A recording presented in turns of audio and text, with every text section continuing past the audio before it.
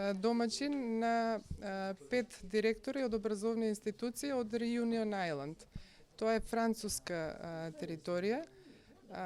Тие направиле конзорциум од 5 директори кои што аплицирале во Француската национална агенција за образование и добиле грант за job shadowing, односно проучување на работата на други европски училишта.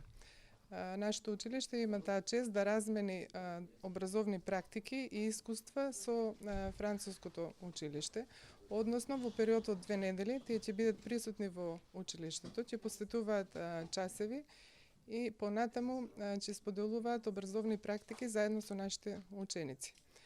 Следната година се надеваме да направиме заедничка соработка, односно ќе аплицираме заеднички проект, за да може и дел од нашите ученици и наставен кадар да одат следната година во Reunion Island и да ја видат тамошната настава, односно образовниот процес.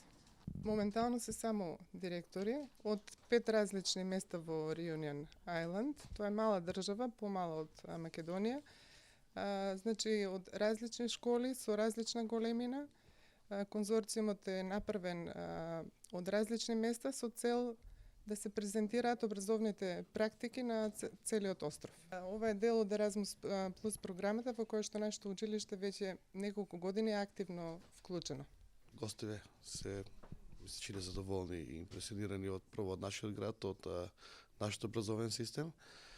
Значи, тие доаѓаат од француска територија, како што каже и нашата наставничка, која што е координатор на Erasmus програмата и еден од најзаслужните луѓе кои што денеска ги имаме овие гости тука и нашите исто и наставници, директори и ученици за размена и дополнување на нашите искуства.